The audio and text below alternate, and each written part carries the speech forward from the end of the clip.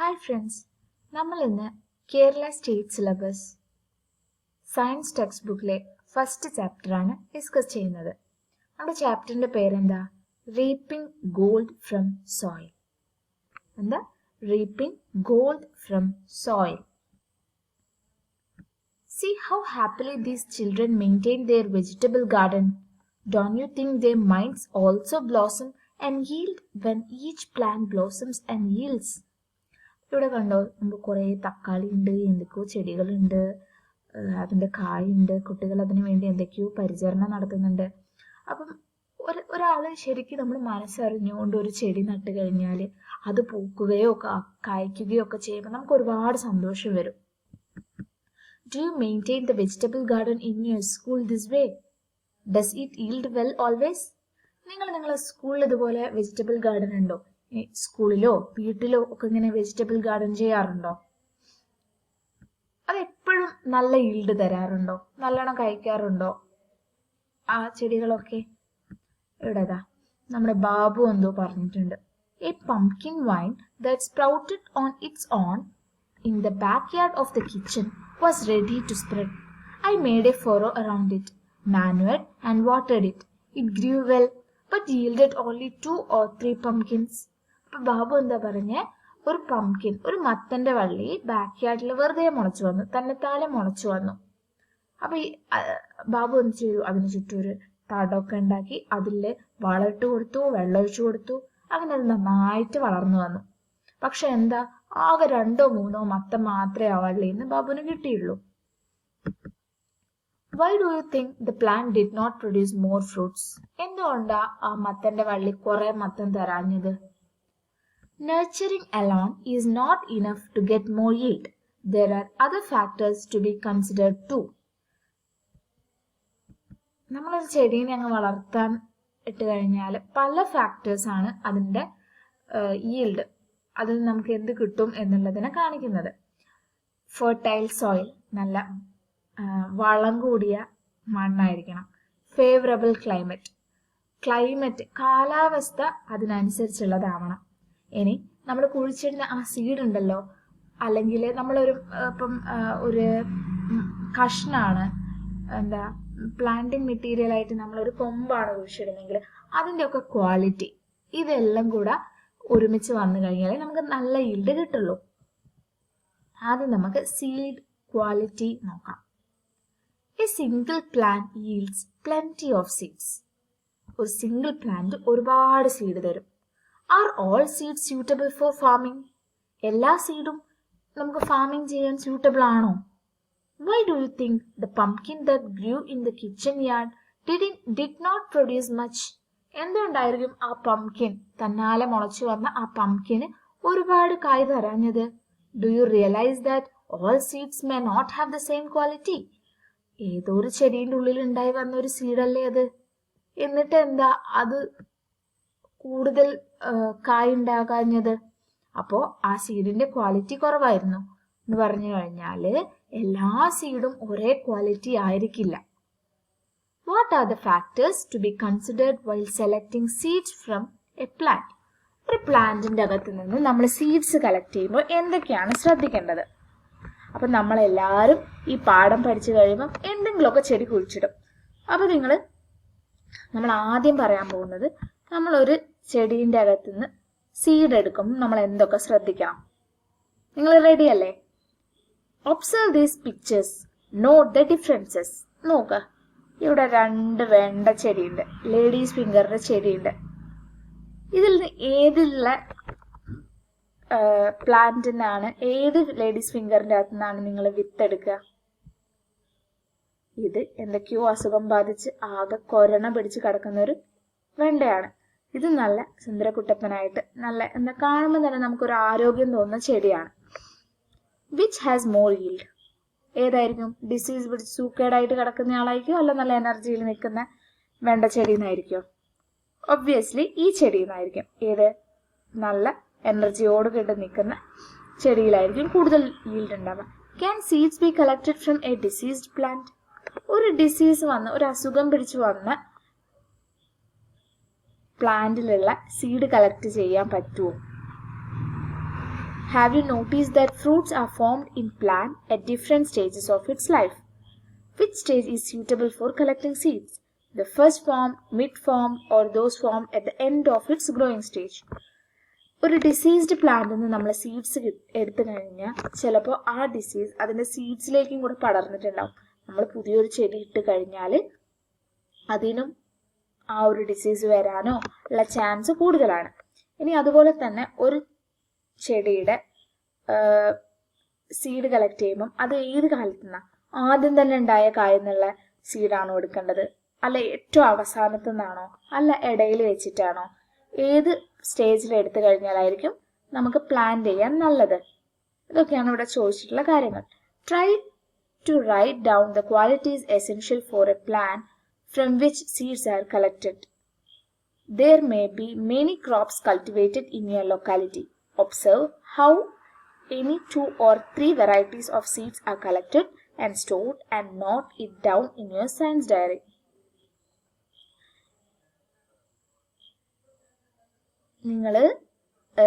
നിങ്ങളുടെ നാട്ടിലുള്ള ഏതെങ്കിലും ക്രോപ്പിന്റെ അകത്ത് നിന്ന് എങ്ങനെയാണ് സീഡ് കളക്ട് ചെയ്യുന്നതെന്ന് സയൻസ് ഡയറിയിൽ എഴുതി നോക്കാം. Plants from which seeds are collected.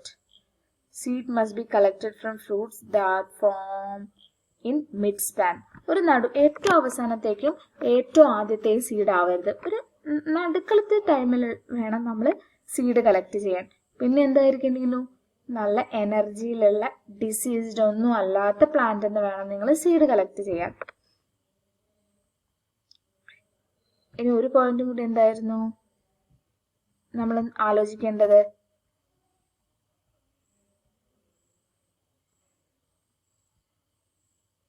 അങ്ങനെ നിങ്ങൾ നോക്കുക എങ്ങനെയൊക്കെയാണ് നമുക്ക് സീഡ്സ് കളക്ട് ചെയ്യാൻ പറ്റുക, ബെസ്റ്റ് ടൈം എപ്പോഴാണെന്ന്. Sowing and sprouting. It is easy to select good quality seeds from plants like lady's finger and pea.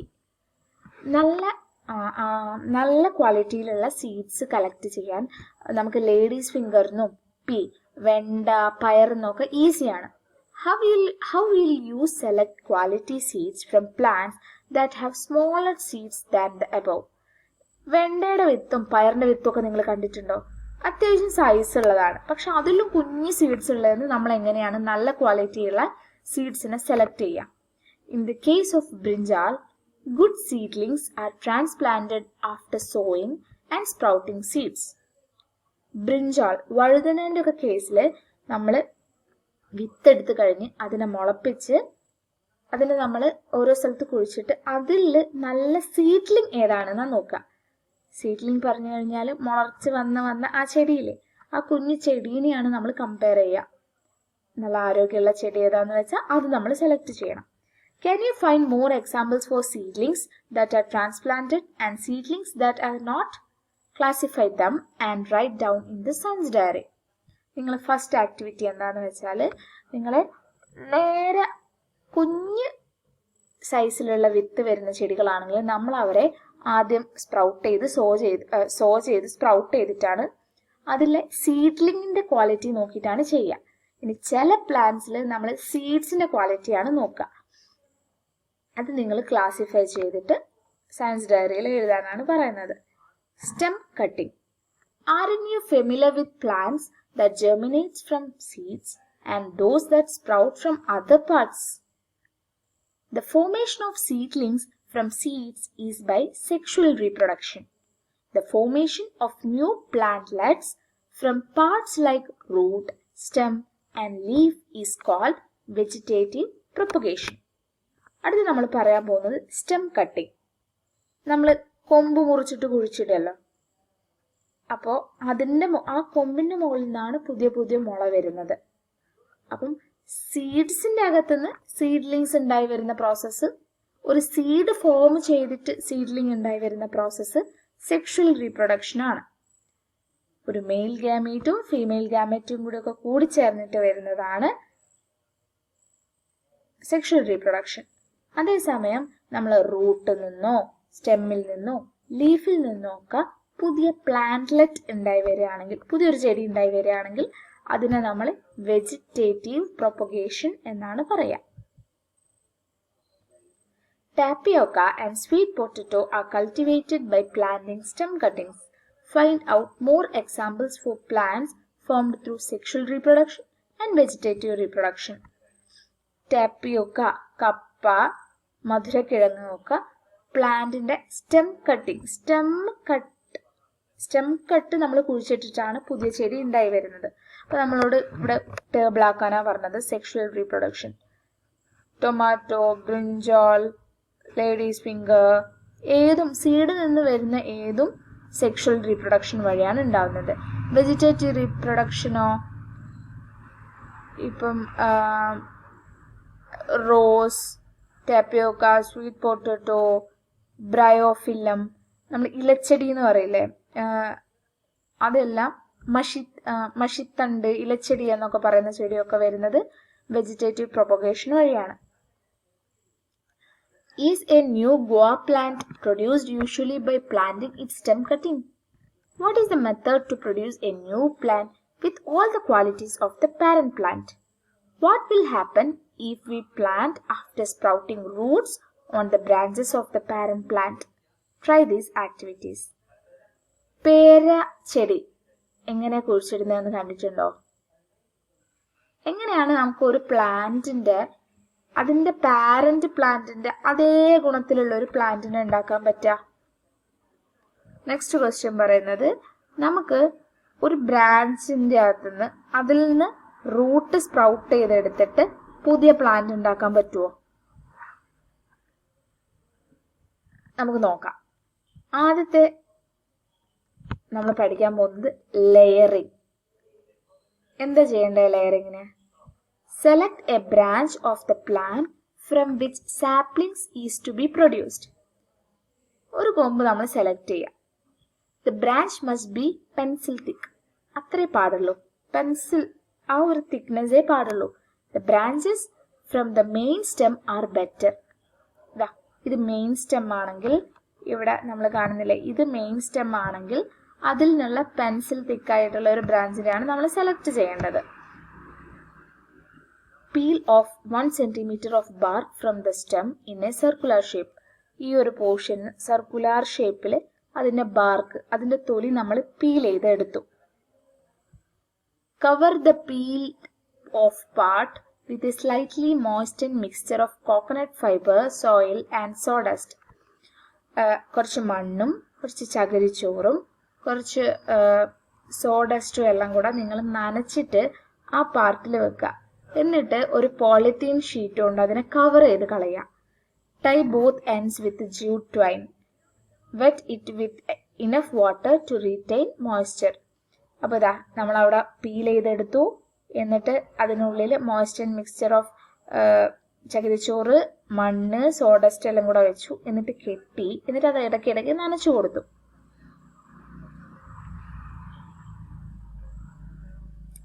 Numerous roots will sprout within 2 months. 2 മാസം കൊണ്ട് ആ ഒരു പോർഷനിൽ കുറേ വേരുകൾ വന്നിട്ടുണ്ടാവും. Cut the branch and plant it in a pot till it is ready to transplanted in the soil. ഇനി നമ്മൾ ഈ ഒരു പോർഷനിലൊക്കെ കട്ട് ഉണ്ടാക്കി കൊടുക്കുക. അപ്പൊ നമുക്ക് എന്ത് കിട്ടി? വേരോടെയുള്ള ഒരു കഷ്ണം ചെടി കിട്ടിയില്ലേ? അതിനൊരു പോട്ടിലേക്ക് കുഴിച്ചിടാം. എന്നിട്ട് അത് മണ്ണിലേക്ക് മാറ്റാനാവുമ്പം നമ്മൾ അതിനെ പൊരിച്ചെടുത്തിട്ട് മണ്ണിലേക്ക് കുഴിച്ചിടാം. എന്നിട്ട് നല്ലോണം ആ സാപ്ലിങ്ങിനെ നോക്കിക്കഴിഞ്ഞാൽ ആ ചെടി നന്നായിട്ട് വളരും. Layering is effective in plants like, ഇനി ഏതൊക്കെ ചെടിയിലാണ് നമുക്ക് ലെയറിംഗ് ചെയ്യാൻ പറ്റുക? ജാസ്മിൻ, പിച്ചി അല്ലെങ്കിൽ മുല്ല എന്ന് പറയുന്ന ജാസ്മിൻ, റോസ്, ഹിബിസ്കസ് ചെമ്പരത്തി, കാഷ്യൂ ആൻഡ് സപ്പോട്ട. ഈ ചെടികളിലൊക്കെ നമുക്ക് ലെയറിംഗ് പരീക്ഷിക്കാവുന്നതാണ്. Layering is also done on branches that grows close to the soil by bending the middle of the branch into the soil. ഒരു ചെടിയുടെ ഈ ചെടി ഇങ്ങനെ ബെൻഡ് ചെയ്ത് പോകുന്ന ഒരു കൊമ്പുണ്ടെങ്കിൽ അതിനെ അമർത്തി അതിന്റെ മുകളിൽ കുറച്ച് മണ്ണിട്ട് കൊടുത്തു കഴിഞ്ഞാൽ അവിടുന്ന് വേര് വരാനുള്ള സാധ്യതയുണ്ട്. Let us examine some information relating layering. Most of the plants can be grown this way. ഇതിൻ്റെ ഒരു ഗുണം എന്ന് പറയുന്നത് ഒരുവിധപ്പെട്ട എല്ലാ പ്ലാന്റ്സും ഈ ഒരു മെത്തേഡ് വഴി നമുക്ക് വളർത്താവുന്നതാണ്. Plants formed from layering do not have as much lifespan as plants formed from seed germination. They will be of smaller size too. ഇങ്ങനെ ലെയറിംഗ് വഴി നമ്മൾ പുതിയതായിട്ട് ഉണ്ടാക്കുന്ന ചെടികൾക്ക് ഒരു സീഡ് ജെർമിനേറ്റ് ചെയ്ത് ഉണ്ടായ ഒരു ചെടീനെക്കാട്ടും ആയുസ് കുറവായിരിക്കും. അതേപോലെ തന്നെ ഇവരുടെ സൈസും ചെറുതായിരിക്കും. They have qualities of the parent plant. ഏത് ചെടിയിൽ നിന്നാണോ നമ്മൾ ലെയറിങ് ചെയ്ത് പുതിയ പ്ലാന്റ് ഉണ്ടാക്കിയിട്ടുള്ളത്, ആ പാരന്റ് പ്ലാന്റിൻ്റെ എല്ലാ ക്വാളിറ്റീസും ഈ ചെടിക്കും ഉണ്ടാവും. If layering is done on deceased plants, new plantlets will also be infected. എങ്ങനെയാണോ പാരന്റ് പ്ലാന്റ്സിൻ്റെ ഗുണം ഉണ്ടാവുന്നത്, അതുപോലെ തന്നെ പാരന്റ് പ്ലാന്റിന് ഡിസീസ്ഡ് ആയിരുന്നെങ്കിൽ, അസുഖമുള്ളൊരു പാരന്റ് പ്ലാന്റിൽ നിന്നാണ് പുതിയ ചെടി ഉണ്ടാക്കുന്നതെങ്കിൽ അതിനും ഇൻഫെക്ഷൻ ഉറപ്പാണ്. Flowering and fruiting of such plants are faster than those in plants formed from seeds. സീഡിൽ നിന്ന് ജെർമിനേറ്റ് ചെയ്ത് ഉണ്ടായ ഒരു ചെടീനെക്കാട്ടും വേഗത്തിൽ പൂക്കുകയും കായ്ക്കുകയും ചെയ്യും ലെയറിംഗ് ചെയ്ത് വന്ന പ്ലാന്റ്സിന്. Through this method, we can produce more saplings within a short period. Layering വഴി ഒരു ചെടീൻ്റെ അകത്ത് പെട്ടെന്ന് തന്നെ അല്ലെങ്കിൽ കുറഞ്ഞ കാലയളവിൽ തന്നെ നമുക്ക് പുതിയ കുറേ ചെടി ഉണ്ടാക്കാൻ പറ്റും. ഇപ്പം സീഡിൽ നിന്നാണെങ്കിൽ അത് പൂക്കണം, പിന്നെ കായ്ക്കണം, അതിൽ നിന്ന് വിത്ത് ഉണങ്ങി വരണം, അങ്ങനെ കുറേ ടൈം എടുക്കും. ലെയറിങ്ങിനാകുമ്പം നമുക്കൊരു ചെറിയ സമയത്തിനുള്ളിൽ ഒരുപാട് പുതിയ കുഞ്ഞു കുഞ്ഞു ചെടികൾ അതിൽ നിന്ന് ഉണ്ടാക്കാൻ പറ്റും. Layered plants do not possess the taproot system. അങ്ങനെ ലെയറിംഗ് ചെയ്തുണ്ടായ പ്ലാന്റ്സിന് ഒരു ടാപ്പ്റൂട്ട് സിസ്റ്റം ഉണ്ടാവില്ല. They require more care. Layering ചെയ്ത് വന്ന ചെടീനെ നമ്മൾ നല്ലോണം നോക്കണം, അതിന് കെയറിങ് നല്ലോണം ആവശ്യമാണ്. With the help of the information given above, write down in your science diary the merits and demerits of plantlets produced through layering. ഇപ്പം കുറേ കാര്യങ്ങൾ നമ്മളോട് ലെയറിങ്ങിനെ കുറിച്ച് പറഞ്ഞു. അപ്പോൾ ഇവർ പറയാണ് നമ്മളോട് ലെയറിങ് ചെയ്യുന്നത് കൊണ്ടുള്ള മെറിറ്റ്സും ഡീമെറിറ്റ്സും, ഗുണങ്ങളും ദോഷങ്ങളും എഴുതാൻ. ഇപ്പം നമുക്ക് എക്സാമ്പിൾ ഒരു 2 കേസ് പറഞ്ഞു നോക്കാം. പാരന്റ് പ്ലാന്റ് നല്ല ഗുണമുള്ള നല്ല ക്വാളിറ്റിയുള്ള പ്ലാന്റ് ആണെങ്കിൽ ലെയറിങ് ചെയ്തുണ്ടാവുന്ന ചെടിക്കും അതേ ക്വാളിറ്റീസൊക്കെ കിട്ടും, അതൊരു മെറിറ്റാണ്. അതേസമയം നമ്മൾ ലെയറിങ് ചെയ്യുന്ന പ്ലാന്റ് ഡിസീസ്ഡ് ആണെങ്കിൽ, അസുഖമുള്ള പ്ലാന്റ് ആണെങ്കിൽ ആ അസുഖം ആർക്കും വരും, പുതിയ ലെയറിങ് ചെയ്ത് വന്ന പ്ലാന്റിനും വരും, അതൊരു ഡീമെറിറ്റാണ്. പിന്നെ നമ്മൾ പറഞ്ഞു ലൈഫ് സ്പാൻ. ലെയറിങ് ചെയ്ത് വരുന്ന ചെടിക്ക് ലൈഫ് സ്പാൻ കുറവായിരിക്കും, കുറച്ചു കാലം മാത്രമേ അത് ജീവിക്കുള്ളൂ. അത് മെറിറ്റാണോ ഡീമെറിറ്റാണോ? ഡീമെറിറ്റാണ്. അതേപോലെ തന്നെ ഇവരുടെ സൈസ് എന്ന് പറയുന്നത് ചെറിയ സൈസായിരിക്കും, സീഡിൽ നിന്ന് വരുന്ന പ്ലാന്റിനെക്കാട്ടും ചെറിയ സൈസായിരിക്കും. അത് നമുക്ക് മെറിറ്റാണോ ഡീമെറിറ്റാണോ എന്നുള്ളത് നമ്മുടെ സിറ്റുവേഷൻ അനുസരിച്ചിരിക്കും. അങ്ങനെ നിങ്ങൾ ഈ പറഞ്ഞ കാര്യങ്ങൾ മെറിറ്റ്സ് ആയിട്ടും ഡീമെറിറ്റ്സ് ആയിട്ടും വേറെ വേറെ എഴുതി നോക്കുക. അതുപോലെ വലിയൊരു ഗുണം ഇതാ, ചെറിയൊരു പീരീഡിൽ തന്നെ ഒരുപാട് പ്ലാന്റ്സിനെ പ്രൊഡ്യൂസ് ചെയ്യാൻ പറ്റും ലെയറിംഗ് വഴി. ഇങ്ങനെ നിങ്ങളൊന്ന് ഒരു ടേബിളാക്കി എഴുതി നോക്കൂ.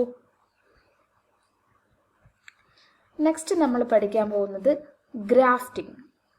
Grafting is another method used to produce superior quality plantlets. അപ്പം പ്ലാന്റ്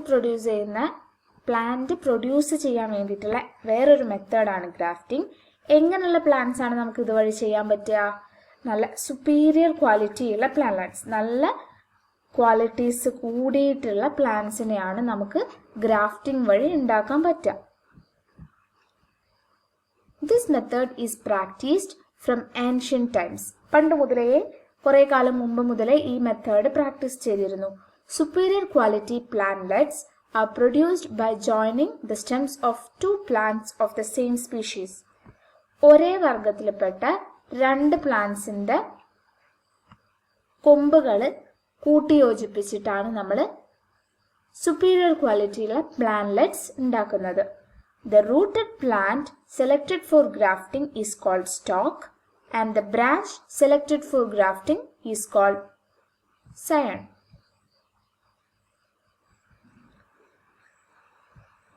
അപ്പം നമുക്ക് 2 ടേമാണ് ഇപ്പം നമ്മുടെ മുമ്പിലേക്ക് കടന്നു വന്നിട്ടുള്ളത്, സ്റ്റോക്ക് ആൻഡ് സയൻ. സ്റ്റോക്ക് എന്ന് വെച്ച് കഴിഞ്ഞാൽ നമ്മളിപ്പോൾ പറഞ്ഞു 2 കൊമ്പുകൾ ചേർത്തിട്ടാണ് സുപ്പീരിയർ ക്വാളിറ്റിയുള്ള പ്ലാന്റ്ലെറ്റ് ഉണ്ടാക്കുക എന്നുള്ളത്. അപ്പോൾ നമ്മൾ ഒരു വേരോടുള്ള ഒരു ചെടീനെ എടുക്കല്ലോ, ആ ചെടിയാണ് നമ്മൾ സ്റ്റോക്ക് എന്ന് പറയുന്നത്. ഇനി ഈ ചെടിയിലേക്കാണ് നമ്മൾ മറ്റൊരു കഷ്ണം മുറിച്ചെടുത്ത് വെച്ച് ചേർക്കാൻ പോകുന്നത്. ആ ചെടിയാണ് നമ്മൾ സയൺ എന്ന് പറയുന്നത്. നിങ്ങൾക്ക് മനസ്സിലായോ? നമ്മൾ റൂട്ടോടെയുള്ള ഒരു ചെടിയെ എടുക്കും, വേരോടെയുള്ള ഒരു ചെടിയെ എടുക്കും, ആ ചെടിയെ നമ്മൾ സ്റ്റോക്ക് എന്ന് വിളിക്കും. മറ്റൊരു ചെടിയുടെ ഒരു കൊമ്പാണ് മുറിച്ചിട്ട് ഇതിലേക്ക് ചേർക്കാൻ പോകുന്നത്, ആ ഒരു ചെടിയെ നമ്മൾ സയൺ എന്ന് വിളിക്കും. Branches of mango tree like Neelam, Malgoa, etc. can be grafted to the plantlets of indigenous mango trees. Here, the plantlet of the indigenous mango tree is the stalk and the branch of Malgoa is the scion. അപ്പോൾ ഇവർ പറയുന്നത് mango ട്രീസിലൊക്കെ ഇത് ചെയ്യാറുണ്ട്. അപ്പം നമ്മുടെ നാട്ടിലുള്ള ഒരു variety മാവിനെ നമ്മൾ സ്റ്റോക്കായിട്ട് എടുക്കും, എന്നിട്ട് വേറെ സ്ഥലത്തുള്ള ഓരോ വെറൈറ്റീസ് ആയിട്ടുള്ള നല്ല ടേസ്റ്റൊക്കെ ഉള്ള വേറെ ഏതെങ്കിലും, ഇപ്പം മൽഗോവ ആണെങ്കിൽ മൽഗോവ മാവിൻ്റെ ഒരു കഷ്ണം നമ്മൾ ഇവിടത്തേക്ക് ചേർക്കും. അങ്ങനെ നമ്മൾ പുതിയൊരു പ്ലാന്റ്ലെറ്റ് ഉണ്ടാക്കും. Let us try this activity. Peel off the bark from the facing sides of both the stalk and the scion in 3.5 cm length. ഈ സയണിൻ്റെ ഈ സൈഡിൽ നിന്നും സ്റ്റോക്കിൻ്റെ ഈ സൈഡിൽ നിന്നും ഒരു 3.5 cm ലെങ്ത്തിൽ ബാർക്ക് പീൽ ചെയ്തെടുക്കാനാണ് ആദ്യം പറയുന്നത്. Bring the peeled off portions of stalk and scion in contact with each other. Wrap them together firmly with a jute twine. എന്നിട്ട് നമ്മൾ ഇതിനെ രണ്ടിനെയും അടുത്തേക്ക് കൊണ്ടുവന്നിട്ട് ഒരു ജൂട്ട്, നമ്മൾ ചാക്കുനൂല് എന്നൊക്കെ പറയില്ലേ, ആ ജൂട്ട് ട്വൈൻ വെച്ചിട്ട് നല്ലോണം കെട്ടിവെക്കാം. Cover it with a wax cloth or plastic tape. After 1 month, cut partially the stalk above the covered area and the scion below. അങ്ങനെ കുറച്ചു കാലം നമ്മളോട് പറഞ്ഞു കെട്ടിവെച്ചതിന് ശേഷം അതിന് മുകളിലൂടെ ഒരു പ്ലാസ്റ്റിക് ടേപ്പോ വാക്സ് ക്ലോത്തോ എന്തെങ്കിലും കവർ ചെയ്യാൻ വേണ്ടിയിട്ട്. എന്നിട്ട് 1 മാസം കഴിയുമ്പം നമ്മളോട് പറയാണ് സയണിൻ്റെ താഴെ നമ്മൾ കെട്ടിവെച്ച് ഇതല്ലായിരുന്നു നമ്മുടെ സയൺ, ഈ പോർഷൻ, ആ പോർഷൻ്റെ താഴെ വെച്ചിട്ടും സ്റ്റോക്കിൻ്റെ ഈ ഒരു ജോയിനിങ് പോർഷൻ്റെ മുകളിൽ വെച്ചിട്ടും കട്ട് ചെയ്ത് കളയാം. അപ്പം നമുക്ക് ഇങ്ങനെ ഒരു സ്ട്രക്ചർ കിട്ടില്ലേ. Wait for 1 more month and cut the detach the part completely. അപ്പോൾ നമ്മൾ ആദ്യത്തെ മാസം കഴിയുമ്പോഴാണ് ചെറിയൊരു കട്ട് ഉണ്ടാക്കി കൊടുക്കേണ്ടത്. അങ്ങനെ വെച്ച ശേഷം പിന്നെ 1 മന്ത് കൂടെ കഴിയുമ്പോൾ കംപ്ലീറ്റ്ലി ഇതിനെ കട്ട് ചെയ്ത് മാറ്റാം. When it attains proper growth, it can be replanted in a more suitable place. Remove any new branches sprouting on the stalk. അപ്പോൾ ഇതിന് പ്രോപ്പറായിട്ടുള്ള ഒരു കണ്ടീഷനൊക്കെ നമ്മൾ കൊടുക്കുക. വേറൊരു സ്ഥലത്തേക്ക് മാറ്റി പ്ലാന്റ് ചെയ്യണമെങ്കിൽ അത് ചെയ്യുക. ഇനി നമ്മുടെ ഇതല്ലായിരുന്നു സ്റ്റോക്ക്, ഇതായിരുന്നു സ്റ്റോക്ക്. ഈ സ്റ്റോക്കിലൂടെ പുതിയ ഏതെങ്കിലും സ്പ്രൗട്ടിങ് വരുന്നുണ്ടെങ്കിൽ അതൊക്കെ നമ്മൾ റിമൂവ് ചെയ്ത് കളയണം. Graft the branch of any other variety of mango tree on the saplings of an indigenous variety of mango tree and write the procedure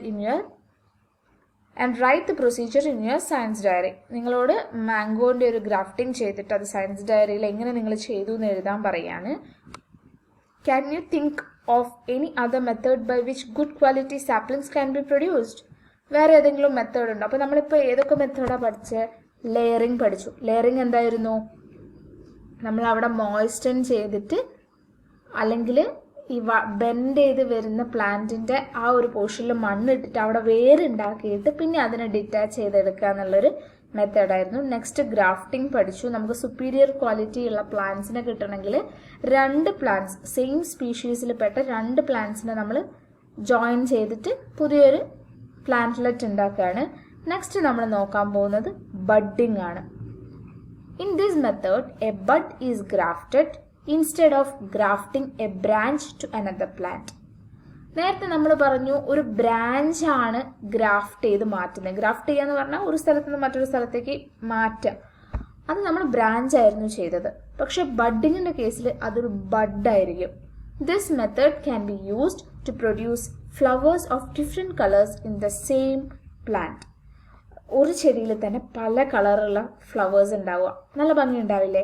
അങ്ങനെ ചെയ്യാനൊക്കെ വേണ്ടിയിട്ടാണ് ബഡ്ഡിങ് യൂസ് ചെയ്യാറ്. Buds of the other varieties can be grown on indigenous varieties.